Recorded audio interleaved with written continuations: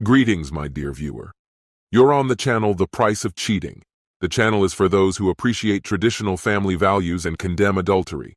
So be sure to subscribe to the channel. Let's get started. George Garcia once thought his life was perfect. His wife, Patricia, seemed to embody all of his dreams. Beautiful, smart, and, as he believed, utterly devoted to him. They first met in college while both were engrossed in their respective studies. George was studying to become an engineer, and Patricia was on her way to becoming a lawyer. However, fate brought them together in a creative writing class, which neither of them had particularly chosen. Their last names, Anderson and Garcia, placed them next to each other by chance, and it was here that George first felt Patricia's charm. Though George wasn't the most attractive guy on campus, that didn't matter. They instantly clicked, sharing jokes and laughter in the midst of the dry, strict academic environment. Their friendly conversations in class soon evolved into meetings outside of it, and before long, friendship blossomed into something more. What started as light companionship quickly transformed into a relationship that provided both of them relief from the stresses of their studies. Their bond was filled with joy, laughter, and undeniable physical chemistry. One evening, in the middle of the semester, what began as a simple dinner and movie unexpectedly turned into an unforgettable night. That night, George walked Patricia home, intending only to say goodbye, but a simple farewell kiss turned into something much more. One kiss led to another, and the next morning George woke up in Patricia's bed. From that moment on, their relationship grew even stronger, and by the start of the next semester, they were completely devoted to each other. Between their intense studies and their blossoming romance, they barely had time for anything else.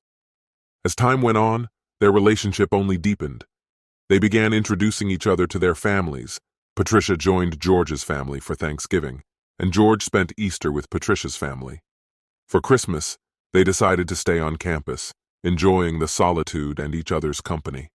Their families fully approved of their relationship, and when graduation approached, no one was surprised when George proposed to Patricia, and she immediately accepted. Both felt their relationship was something special, and they weren't about to let it slip away. After college, they transitioned into their careers effortlessly. George secured a position with a construction company that valued his hands-on approach to engineering, while Patricia began her career at a prominent law firm. Their demanding jobs left little free time, but they always found moments for each other, whether it was vacations, busy weekends, or passionate nights. Time flew by, and before long, 7 years had passed. As their wedding anniversary approached, George decided it was time to think about the future. He envisioned them starting a family, buying a house, and building something more permanent than their current apartment. Financially, they were both doing well, and George believed it was the perfect time to plan the next phase of their life. However, Patricia didn't share his vision. Strangely, they had never discussed their future beyond the wedding. They never argued, and Patricia seemed completely content with their life. She saw no reason to change anything. Maybe one day she would be ready for more, but at that moment, she was happy with how things were. A few days before their anniversary, George was in the kitchen making dinner. This had become his routine since he finished work earlier than Patricia. He was in the middle of cooking when Patricia came home and, as if nothing was out of the ordinary, dropped a bombshell that changed everything. "I have a date this Friday," Patricia said calmly as she walked into the house. George froze, unable to comprehend what he had just heard. Surely he misunderstood her. He asked her to repeat herself, and she did so with the same calmness. She had agreed to go on a date with a man named Connor, casually adding the affectionate nickname Con, as if it were the most normal conversation. At that moment, George's world collapsed. Shock gave way to a flood of questions. "Why? Are you unhappy? Have you been cheating on me? Do you want a divorce?" His mind raced, searching for answers. How could this have happened? Who was Connor? What had he missed? Their relationship, even their intimate life, seemed so solid. Patricia, seemingly unaffected, answered with a chilling calm. "It's simple," she said, as if explaining something obvious. "I get attention all the time. Even when we're together, you've seen it." Throughout school and university, dating was never my focus. All my time and energy were dedicated to studying and earning my degree. But lately, you've been pushing me more and more towards the idea of settling down, buying a house, and starting a family. So, I thought, why not try dating? Besides, there's this incredibly attractive guy who's been flirting with me, probably the most handsome guy who's ever shown interest in me. George froze, stunned. Well, thank you, Patricia. What a great boost to my self-esteem, he replied, his voice laced with sarcasm. And what about us? Are you just going to toss me aside like an old toy? Oh, George, come on, Patricia responded. You know you're handsome, and I love you. It's just something fun I want to try. It's not like it's serious. George felt anger boiling inside him. Well, I absolutely disagree, he snapped. I think you shouldn't be dating other men. It'll destroy everything we've built. Patricia rolled her eyes and let out a heavy sigh. George, I didn't realize you were so dramatic. You're blowing this way out of proportion. It's just one date, nothing special. Deciding not to let her belittle him, George replied, Fine, if it's such a minor thing, then I'll go on a date too. Patricia couldn't hold back her laughter. You? On a date? She laughed, incredulous. You're kidding, right? You couldn't find a date by Friday if your life depended on it. Her laughter grew louder, filled with condescension. Look, it's easy for women to get dates, even if they're not supermodels. But for men, especially those who aren't drop-dead gorgeous, that takes effort. You're sweet, George, but attractive? Not exactly. Her laughter echoed through the room, and George felt his patience snapping. He couldn't believe she was mocking him like this. First, she announced she was going on a date, and now she was humiliating him, saying he could never do the same. Her relentless laughter was the final straw, like a knife twisting in an already open wound. He couldn't take it anymore. But instead of lashing out, George made a choice. He needed to leave before things went too far. Patricia, I'm too angry to think clearly right now. You blindsided me, and now you're laughing at me. With those words, he stormed out of the house, heading to his friend Robert's place. Robert had been his closest friend for years. They played video games, drank together, and understood each other without needing many words. That evening was no different. George didn't explain why he was there, and Robert didn't ask. That was the nature of their friendship. The next morning, George arrived at work with a pounding headache and a bit late. For the first time in his life, Megan, the office administrator, immediately noticed something was off. She had always had a soft spot for George, but chose not to say anything. His boss, if he noticed, said nothing either. George was too reliable for anyone to make a fuss over one bad day. That evening, when George returned home, he didn't want to make dinner for both of them, but out of habit, he did it anyway. Patricia came in at her usual time, and, as expected, she couldn't resist another jab. Oh, back after your little temper tantrum? She mocked, a smug smile on her face. So, any updates? Still planning on finding yourself a date by Friday? Her words dripped with arrogance. George looked at her, barely recognizing the woman standing before him. When had everything gone so wrong?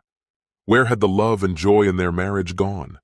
In a calm but firm tone, George repeated, Patricia, if you go on this date, it will destroy us. And I'm serious. If you don't cancel it, I will go on a date this Friday, too. He braced himself for another dismissive response, but what she said next cut him like a knife. Oh, really? And who are you planning to go on a date with? Megan from your office? She sneered. She's old enough to be your mother, weighs as much as a hippo, and is married to a man who'd probably kill you if you even looked her way. There are no other women left at your work, so who are you going to date? Maybe you'll ask one of the guys out? Yeah, that'll go over real well. Robert was the last one left. George suspected that he might have a girlfriend, so if Robert wasn't interested in relationships with both genders, his luck had clearly run out. Maybe it was time to call an escort?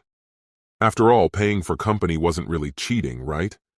George wondered if Patricia had any idea that her mocking, dismissive laughter was slowly eroding his love for her, like acid eating through steel. Who was this woman she had become? Were all the good moments they had shared just a mask hiding her true nature? George felt utterly drained, not just physically, but spiritually. In silence, he headed to the bedroom. Patricia came in later, surprised to see that he was already fast asleep. It was usually George who initiated their intimate moments, but tonight he had no desire for that. She felt her usual longing, but waking him didn't even cross her mind. Their physical closeness had always been consistent, especially on weekends, so this sudden distance felt strange to her. By midweek, when Patricia came home from work, she found George furiously typing on his phone. They had always agreed, no phones after work, so they could focus on each other over dinner. The food was already ready, but George didn't even look up when she entered the room. A sly smile appeared on her face, and she let out a short laugh. "Trying to make me jealous, George?" she asked sarcastically, her voice dripping with scorn. "No kiss today? Too busy with your Friday night plans?" Her tone was sharp, and she continued, "Who's texting you? Megan? I bet her husband would love to know. Or is it Robert?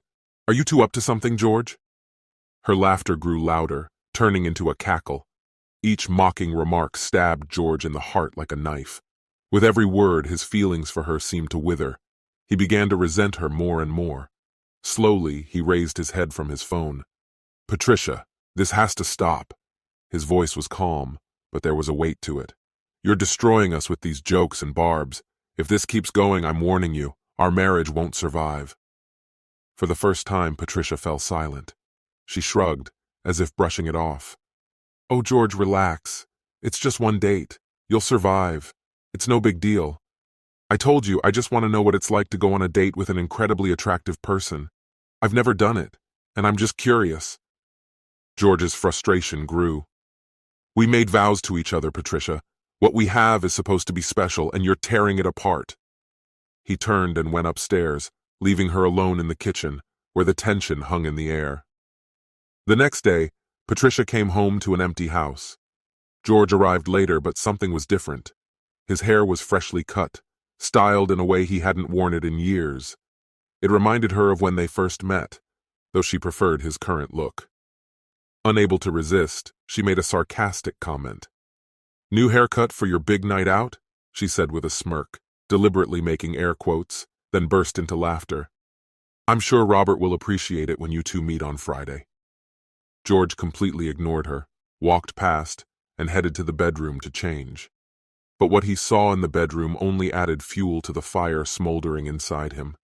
When he returned to the kitchen, Patricia was already waiting with that familiar smirk. "I noticed a Victoria's Secret bag on the dresser," she said innocently. "Interesting choice. So did you buy yourself some lingerie for your just a night out? Looks like more than just a meeting." Her words were like poison, but she didn't stop. "What kind of lingerie did you pick, George? Funny, you never wore anything like that on our honeymoon. I remember asking about wedding night lingerie, and you said your body was more than enough for me, and now you're buying this. If it's just a date, I guess he won't even see it, right?" George's anger flared, but he fought hard to keep it in check. His fists clenched, his jaw tightened. He wanted to explode, but somehow he managed to hold himself back. In the chaos of the last few days, George was barely keeping afloat.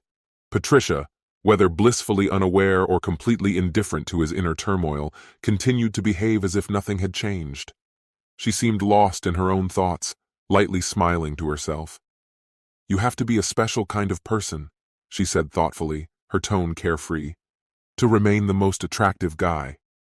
She cast a fleeting glance at George and casually shrugged. "It just makes me feel even more attractive." George's patience, already hanging by a thread, snapped. His words came out cold and sharp. "Oh, how great that my confidence is just fine," he responded sarcastically.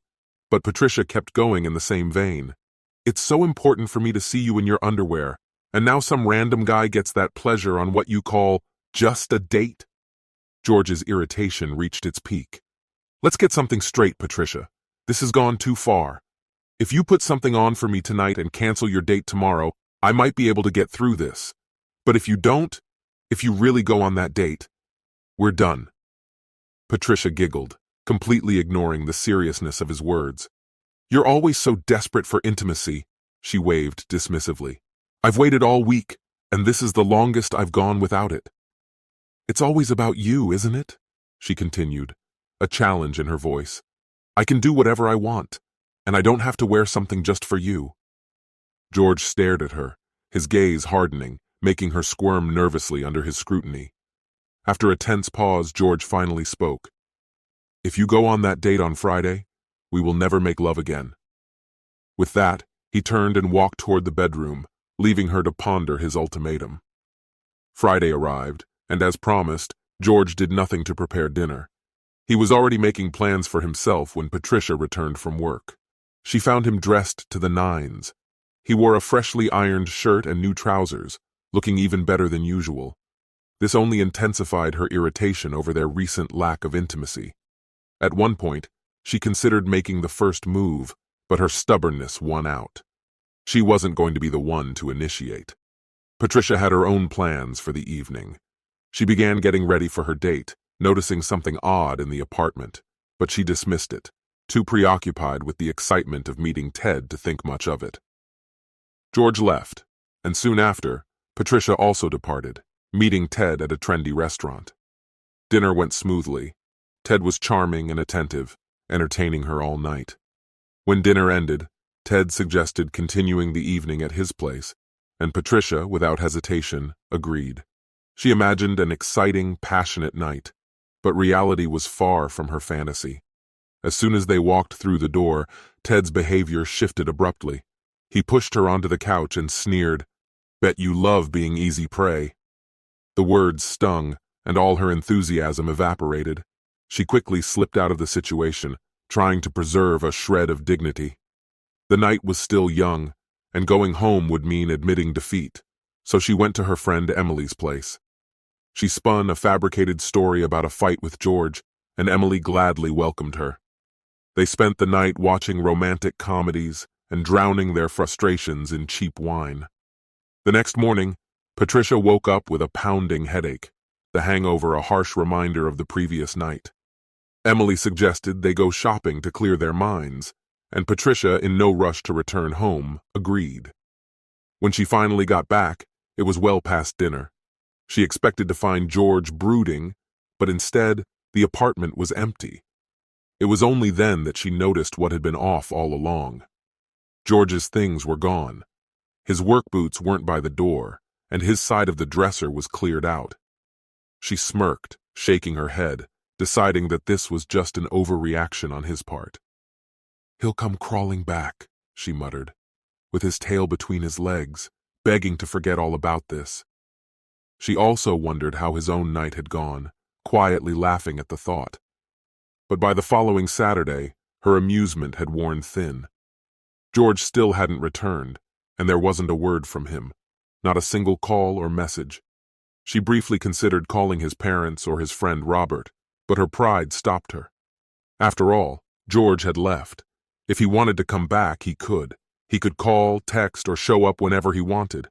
But she wasn't going to look for him. As the second week dragged on, her irritation grew. She couldn't understand where he had gone. She even drove by his workplace, spotting his truck in its usual spot. But George himself was nowhere to be seen. Patricia was slowly beginning to realize that she might have caused far more damage than she had initially imagined, although the full weight of her actions had not yet hit her. Their relationship always seemed solid to her, so how had one simple date turned into such chaos? The more she replayed everything in her mind, the more confused she became.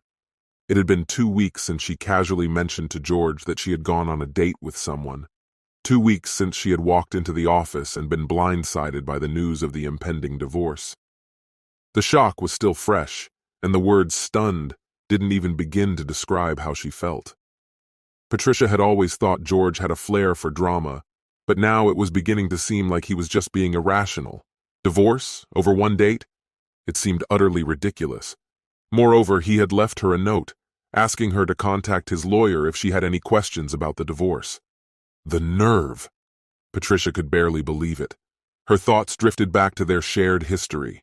2 years of dating in school, 7 years of marriage, and now she was being asked to consult a lawyer? As if she couldn't handle this without much effort. Half the lawyers in her firm were already eyeing her. But then, a troubling image flashed through her mind. George and Robert together. An unpleasant feeling crept into her soul. Could George really be seeing Robert? And even more outrageously, were they planning to get married? The thought seemed absurd, and Patricia couldn't help but smirk. What a joke. She stuffed the divorce papers into her briefcase and went home, convinced that this whole thing would blow over soon. George couldn't possibly be serious about this. He was just trying to force her to apologize, but she wasn't going to give him that satisfaction. However, as time passed, Patricia started to feel a growing sense of frustration. She ate dinner alone, night after night, in their once shared condo. The silence was becoming unbearable. As time went on, Patricia began to realize just how much she missed George. She had enjoyed his company far more than she had been willing to admit. Now that he was gone, the void he left was becoming unbearable. A sense of guilt started to stir within her. Maybe, just maybe, she had made a mistake. But admitting that was hard, so she devised a plan. She needed more information, and that meant she had to talk to Robert. Patricia knew where Robert liked to hang out, so she deliberately arranged to accidentally run into him one day. When Robert saw her, his first instinct was to run. He always found Patricia intimidating. But she caught him before he could leave, and they exchanged strained greetings. The awkwardness in the air was palpable, and Patricia could feel the tension. Robert knew exactly why she had sought him out, and it made him uneasy. George had already told him everything, and Robert had no desire to get involved in Patricia's schemes. In his opinion, she should have been begging George for forgiveness for how she had treated him. But Patricia, with all her legal skills, found herself at a loss. Her ability to persuade and argue was useless here. The silence between them stretched on until Robert could no longer hold back. "Enough with the games," he exploded, his irritation boiling over. "You're here because you want to know where George is and you think I'll help you. Well, guess what, Patricia? Screw you. He loved you, and you treated him like garbage. You broke his heart, laughed at him, and now you're surprised that he wants a divorce?" Patricia blinked, startled by the venom in Robert's voice, but she still didn't grasp that he wasn't going to help her. "Come on, Robert," she tried to smooth things over. "This is just a misunderstanding. If you tell me where to find him, we can fix everything." Robert had always gone along with whatever Patricia said. She was incredibly beautiful, the woman of his dreams, and out of loyalty to George, he had never wanted to cause any problems. But now, seeing her true nature, he felt no obligation to be kind. She didn't care about George, didn't care about their marriage, and she had proven that with her actions. He was ready to stop playing her games. "Patricia," he said with disdain in his voice, "we both know you're not here by accident. You came for answers, but I don't have any for you. George worshipped you, and you threw it all away for a casual fling. He warned you, but you laughed in his face. And now you're shocked that he's moving on? Let him go. Enjoy your pretty boys." He walked past her without even sparing a glance, leaving without looking back. Patricia stood frozen, stunned by his words, but soon brushed off the entire situation. She convinced herself that Robert was no different from the others, just another man trying to seduce her, not worthy of her attention. Yet despite her outward confidence, something inside her remained unsettled, and she felt the urge to talk to someone. But who? Emily was out of the question. Her friend had once hinted she dreamed of having a partner like George. Her parents weren't an option either. They always admired George. In the end, Patricia decided to do nothing. Time passed, exactly 4 months, until a court summons left her with no choice.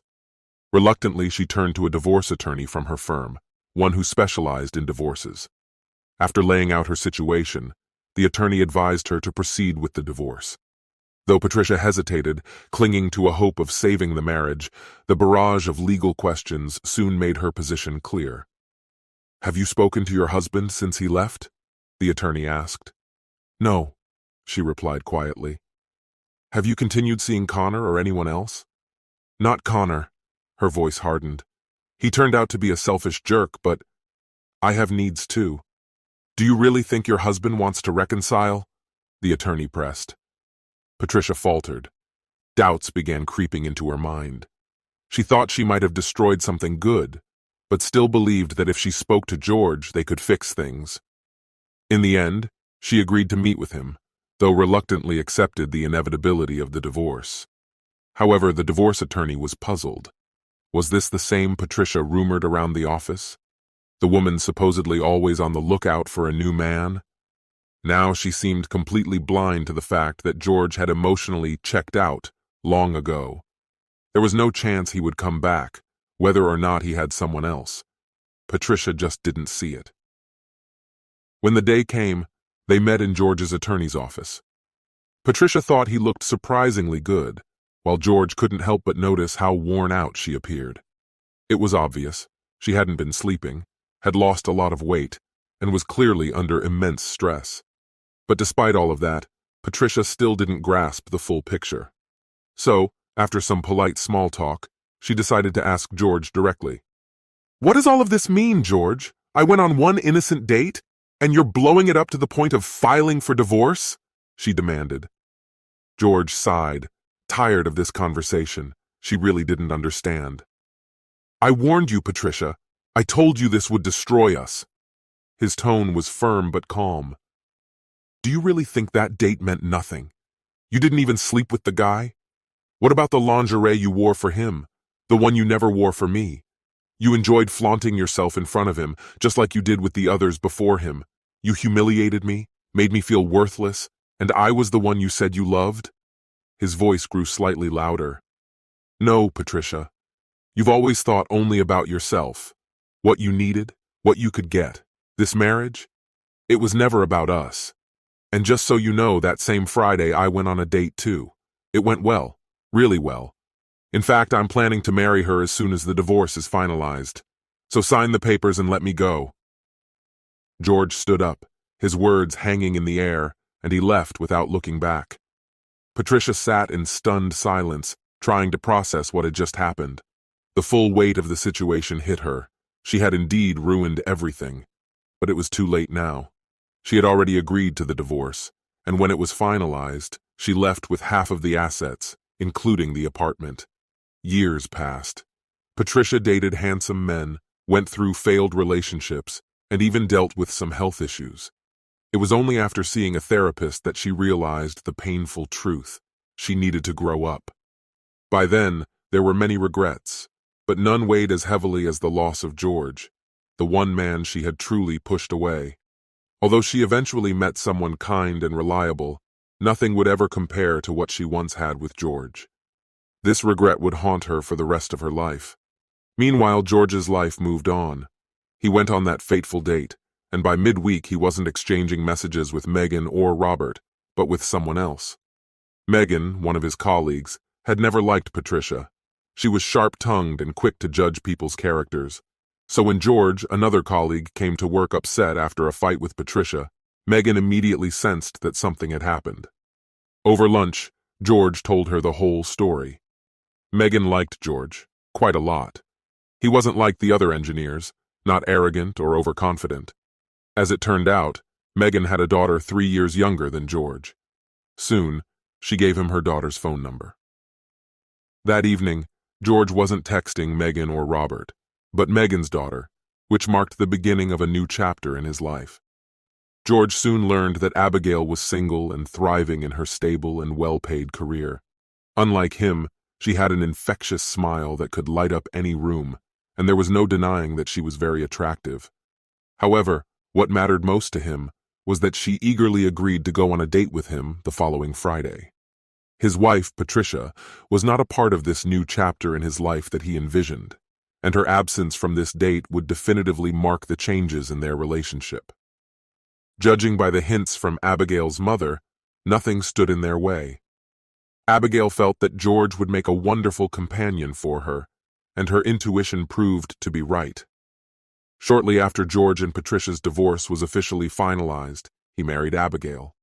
Their bond was genuine, built on mutual love, and they lived a happy marriage, filled with passion and deep affection, which lasted forever.